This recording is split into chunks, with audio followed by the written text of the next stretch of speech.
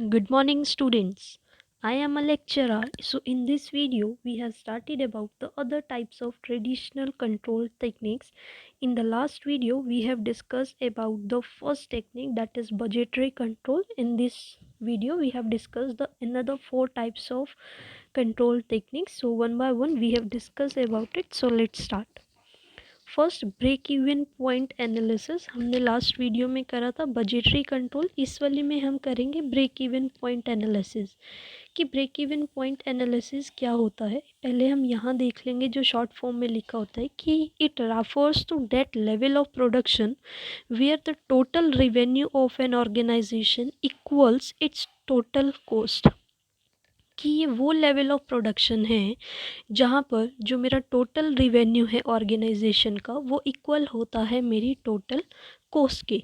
कि जो break even point है वो क्या शो करता है, मुझे मेरा लेवल ऑफ प्रोडक्शन और मेरी सेल्स कि मेरी बिजनेस में कितना हो रही हैं, और वो सफ़र ना तो वो लॉस सफ़र करता है ना ही वो ज़्यादा गेन जो है वो ऑब्टेन कर सकता है.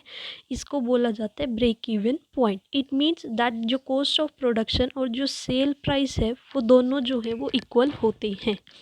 सो जो ब्रेक इवन पॉइंट है वो एस्टेब्लिश करता है एक रिलेशन क्वालिटी ऑफ प्रोडक्शन में, कॉस्ट ऑफ प्रोडक्शन में, प्रॉफिट और सेल्स प्राइस में. क्या एस्टेब्लिश करता है एक रिलेशन, कौन एस्टेब्लिश करता है? Break even point analysis. So जो ब्रेक इवन पॉइंट है उसको अंडरस्टूड किया जाता है एक फॉलोइंग एग्जांपल से, जैसे उन्होंने इस वीडियो में डिस्कस किया है.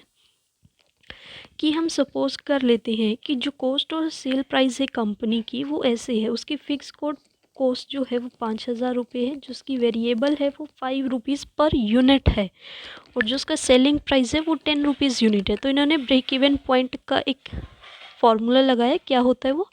फिक्स कॉस्ट अपॉन में सेलिंग में से हम वेरिएबल कॉस्ट को माइनस कर देते हैं. जब हम सब कुछ हमारे पास है हमने लगा लिया तो हमारा आंसर क्या आया यहाँ पर? 1000 यूनिट्स. इट मीन्स जो ब्रेक इवन पॉइंट है वो मेरा कितना है?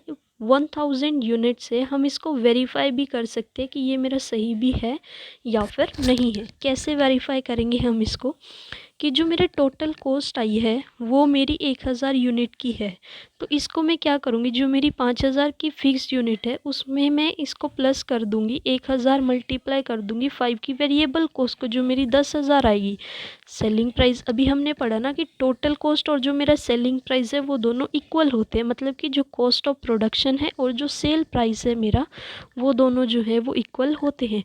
अगर टोटल कॉस्ट भी मेरी 1000 है, सेलिंग प्राइस भी मेरा 1000 है, इक्वल है, उसको मैंने मल्टीप्लाई किया 10 से, तो मेरा क्या आया? 1000 यूनिट आ गया. सेलिंग प्राइस 1000 यूनिट का 10,000 आ गया. तो इससे क्या है, जो मेरा प्रॉफिट और लॉस है उसको मैं कैसे निकालूंगी? टोटल सेलिंग प्राइस में से टोटल कॉस्ट को माइनस कर दूंगी.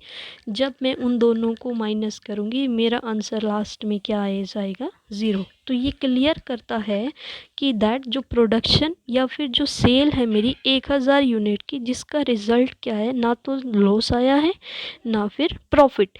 इसलिए बोला जाता है कि break even analysis, break even point क्या होता है? जहाँ पर मेरा कॉस्ट ऑफ प्रोडक्शन और सेल प्राइस दोनों इक्वल आते हैं, वहाँ पर मुझे ना तो ज़्यादा प्रॉफिट होता है ना ही लॉस होता है. नाइदर इन लॉस और नाइदर इन प्रॉफिट. सो इसलिए इफ़ कंपनी जो है वो प्रोड्यूस करती है या फिर सेल करती है इस पॉइंट के बियॉन्ड, तो उनको जो है प्रॉफिट्स होते हैं. अगर वो प्रोड्यूस या फिर सेल करती है इस पॉइंट से कम, तो उनको जो है वो लॉस हो जाते हैं. सो जो प्रोडक्शन और जो सेल होती है above and below the break even point analysis के, जो रिजल्टिंग प्रॉफिट या फिर जो लॉस आता है उसको अंडरस्टूड करना वो हमारे लिए एक एग्जांपल के थ्रू जो है हम उसको और कर सकते हैं. सो ये था मेरा ब्रेक इवन एनालिसिस या फिर पॉइंट. आपको इतना ज़्यादा करने की ज़रूरत नहीं है, बस एक ज़रा सा ये वाला एग्जांपल्स आप देख सकते हैं. उसके बाद बस ये चीज़ ध्यान रखना कि ब्रेक इवन एनालिसिस क्या है.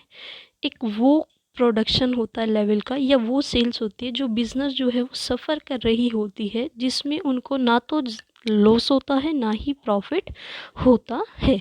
इसमें जो मेरी कॉस्ट ऑफ प्रोडक्शन और जो सेल होती है वो दोनों क्या आती है? मेरी इक्वल आती हैं.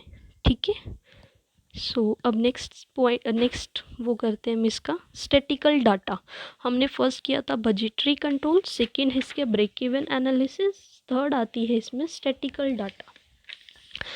स्टैटिकल डाटा क्या है? It refers to that control technique which uses previous year data for the purpose of control.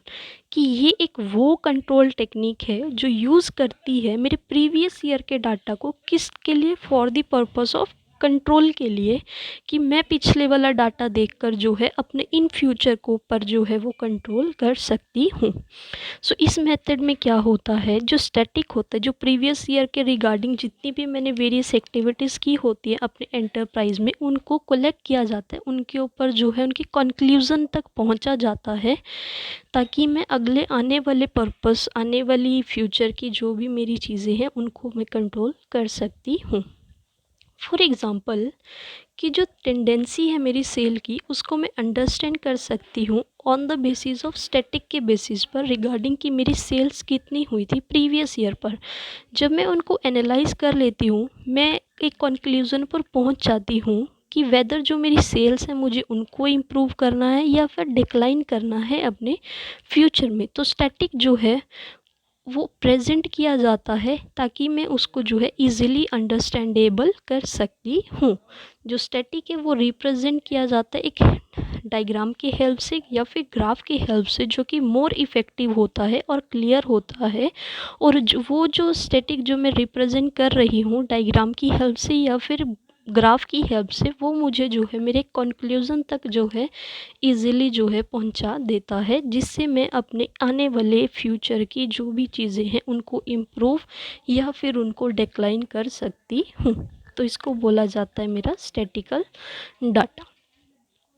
Next आता है इसमें से स्पेशल रिपोर्ट। स्पेशल रिपोर्ट क्या होता है कि ये वो टेक्निक है ऑफ कंट्रोल की under which help is taken of management expert working inside और outside the organisation to solve the problems whose causes remain unidentified even after many efforts.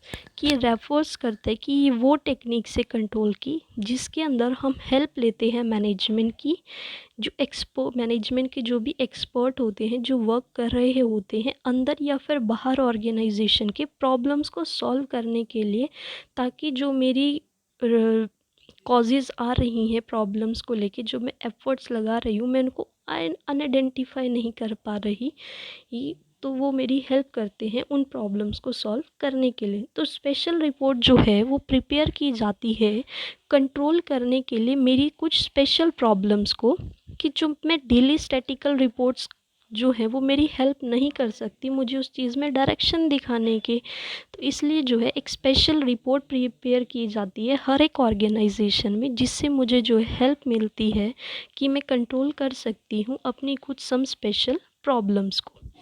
इसमें मैं आपको एक एग्जांपल के साथ समझाऊंगी कि फॉर एग्जांपल सपोज दैट जो प्रोडक्शन कॉस्ट है वो रेगुलरली जो है इंक्रीज़ हो रही है कंपनी में, तो स्टैटिकल फिगर जो है वो मुझे बताएगी कि इंक्रीज़ हो रहा है, but not about the causes of increase, कि इंक्रीज़ हो रहा है लेकिन वो किस वजह से हो रहा है, क्या कारण है उसका इंक्रीज़ होने का, वो नहीं बताएगी स्टैटिकल फिगर मुझे। सम टाइम ये जो है मेरे लिए एक बेस्ट एफर्ट होता है ऑफ द प्रोडक्शन मैनेजर के लिए, कि कारण जानना कि क्यों जो है मेरी प्रोडक्शन कॉस्ट जो है वो लोकेट नहीं कर रही। इस सिचुएशन में जो है मुझे स्पेशल रिपोर्ट की ज़रूरत होती है, ताकि उस रिपोर्ट को प्रिपेयर करके जो है सीनियर मैनेजर को दिया जाए जो वर्क कर रहा होता है एंटरप्राइज में, और वो हेल्प करता है आउटसाइड इंक्वायरी एजेंसी की भी या फिर सब मैनेजमेंट एक्सपर्ट की भी, ताकि उसको देखकर जो है मेरी कंपनी में जो भी स्पेशल प्रॉब्लम्स आ रही हैं मैं उनको जो है कंट्रोल कर सकती हूँ। तो ये होता है मेरा स्पेशल रिपोर्ट, कि वो रिपोर्ट प्रिपेयर करना जिससे जो है मैं अपनी कुछ स्पेशल प्रॉब्लम्स को जो है वो कंट्रोल कर सकती हूँ। इसमें जो है स्टैटिकल डाटा जो है वो मेरी हेल्प नहीं कर पाता, इसलिए जो है मुझे जो है स्पेशल रिपोर्ट जो है वो प्रिपेयर करनी पड़ती है। नेक्स्ट आता है इसमें फिफ्थ टाइप है ये उसका ट्रेडिशनल कंट्रोल टेक्निक का, दैट इज़ ऑपरेशनल या फिर इंटरनल ऑडिट। इसके दो नाम हैं, या तो ऑपरेशनल बोल लो या फिर इंटरनल ऑडिट बोल लो। इंटरनल या फिर ऑपरेशनल ऑडिट क्या होता है? It refers to that control technique under which internal auditors attempt at regular and independent appraisal of accounting, financial and other operations। कि ये वो कंट्रोल टेक्निक है जिसके अंदर जो है एक इंटरनल ऑडिटर जो है वो अटेम्प्ट करता है रेगुलर बेसिस पर, और वो इंडिपेंडेंटली जो है वो अप्रेज करता है अपनी अकाउंटिंग को, अपनी फाइनेंशियल्स को, या फिर अपने अदर ऑपरेशंस को। कि इंटरनल ऑडिट जो है वो एक इम्पॉर्टेंट टेक्निक है मेरी। किसकी टेक्निक है? कंट्रोल की। तो जो मेरा वर्क है इंटरनल ऑडिट का, उसको परफॉर्म किया जाता है एक इंटरनल ऑडिटर की हेल्प से।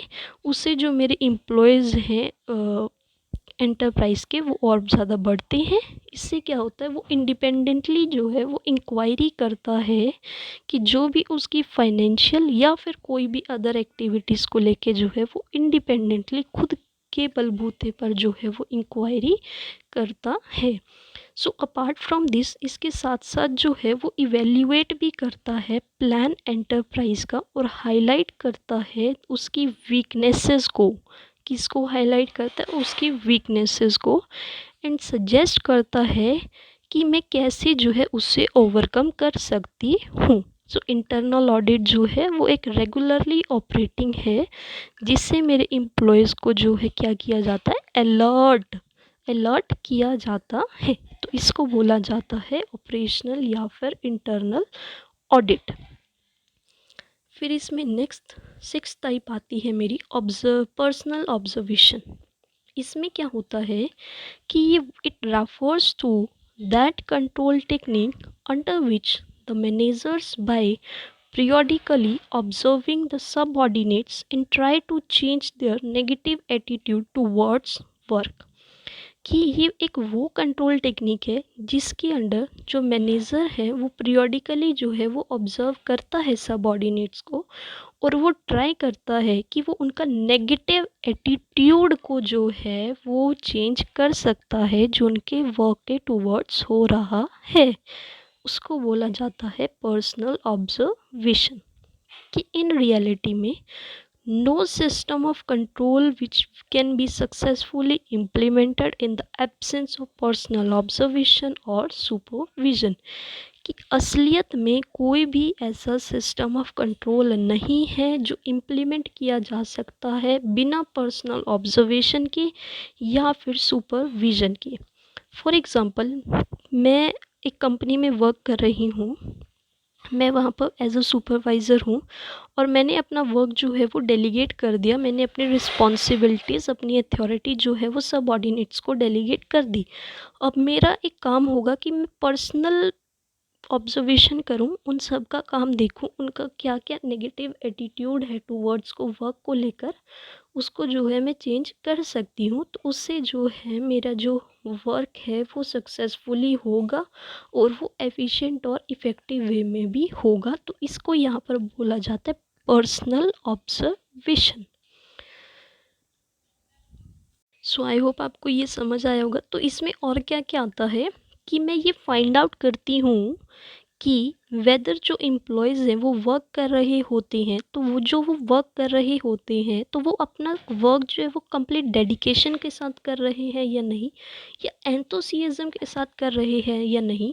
तो उस टाइम मेरा क्या काम होता है उनके ऊपर, जब मैं उनको जो है फाइंड आउट कर रही हूँ कि वो कंप्लीट वर्क जो है वो डेडिकेशन या एंथुसियाज्म के साथ कर रहे हैं नहीं, तो मैं उन्हें जो है जो इम्पॉर्टेंट इन्फॉर्मेशन होती हूँ वो देती हूँ अबाउट उनके बिहेवियर से रिलेटेड, या फिर वो इन्फॉर्मेशंस जो मैंने ऑब्ज़र्व करी होती हैं थ्रू अपने पर्सनल ऑब्जर्वेशन से, कि क्या उनका एटीट्यूड है वर्क को लेके, क्या बजट वो प्रिपेयर कर रहे हैं, क्या रिपोर्ट के रिगार्डिंग जो है उन्हें ऑब्जर्वेशंस देना, इन्फॉर्मेशन देना कि उनका जो बिहेवियर है एम्प्लॉयज़ का वो बजट को लेकर क्या है, रिपोर्ट को लेकर क्या है, या फिर चार्ट को लेकर उनका जो है बिहेवियर जो है वो एम्प्लॉयज़ का वो क्या हो रहा है। ये सब काम जो है वो मैं किससे कर सकती हूँ? पर्सनल ऑब्जर्वेशन से।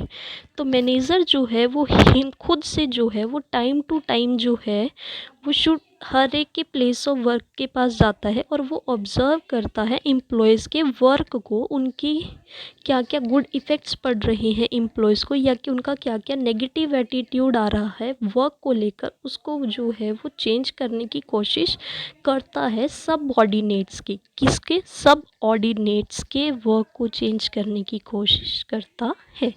तो यहाँ पर बोला जाता है इसको पर्सनल ऑब्जर्वेशन। और जो पर्सनल ऑब्जर्वेशन है ये जो है एक इम्पॉर्टेंट टेक्निक होती है कंट्रोल की। सो ये था मेरा पर्सनल ऑब्जर्वेशन। सो ये थे मेरे 6 टाइप्स के traditional control techniques. I hope आपको समझ आए होंगे। एक बार हम ओवरव्यू कर लेते हैं। हमने ब्रेक इवन पॉइंट पढ़ा जहाँ पर नो प्रॉफिट और नो लॉस, ज़ीरो प्रॉफिट और ज़ीरो लॉस हो रहा होता है, उसको बोला जाता है ब्रेक इवन पॉइंट। फिर स्टैटिकल डाटा है जहाँ पर जो है मैं प्रीवियस ईयर के डाटा को लेकर उनकी एक्टिविटीज़ को देखकर अपनी जो रिसर्च के कंक्लूज़न तक जाती हूँ, ताकि जो भी प्रॉब्लम्स मुझे इन रिगार्डिंग इन फ्यूचर में आएंगी मैं उन्हें जो है इम्प्रूव कर सकती हूँ। इसको बोला जाता है स्टैटिकल डाटा। फिर स्पेशल रिपोर्ट। स्पेशल रिपोर्ट में क्या होता है कि एक स्पेशल रिपोर्ट जो है वो प्रिपेयर की जाती है कंट्रोल करने के लिए मेरी कुछ स्पेशल प्रॉब्लम्स को, उसको बोला जाता है स्पेशल रिपोर्ट। फिर आता है ऑब्जर्वेशनल ऑडिट, जिसको इंटरनल ऑडिट बोला जाता है। ये जो है एक इम्पॉर्टेंट टेक्निक होती है कंट्रोल की। इसमें क्या होता है, जो कंट्रोल टेक्निक है उसके अंदर जो इंटरनल ऑडिटर होता है वो रेगुलर बेसिस पर या फिर इंडिपेंडेंटली जो है वो अपने पूरे वर्क को देखता है, उसको अप्रेस करता है, अपने अकाउंटिंग्स को, अपने फाइनेंशियल को, या फिर अपने अदर ऑपरेशंस को। फिर आता है मेरा पर्सनल ऑब्जर्वेशन, जिसमें जो है जो सुपरवाइज़र होता है वो जो है पर्सनल वे पर जाके जो हर एक एम्प्लॉयज़ के पास जाके उनका जो है वर्क देखता है, उनके काम को लेके क्या डेडिकेशन है, कितना वो ऑनेस्ट है, और उनके अंदर कोई भी फियर नहीं होना चाहिए कि मैनेजर जो है कभी भी जाकर जो है वो सरप्राइज़ विजिट उनके पास कर सकता है और उनके काम को देख सकता है, ताकि जो कंपनी का ऑब्जेक्टिव है वो सक्सेसफुली जो है वो अचीव हो सके। सो ये थे मेरे पूरे के पूरे traditional control techniques. I hope आपको समझ आए होंगे। So if you have any doubt, you will write in comment section also. I will explain you in comment section or in another video also. So thank you so much. If you like it, then please subscribe my channel, like, comment and share. Thank you.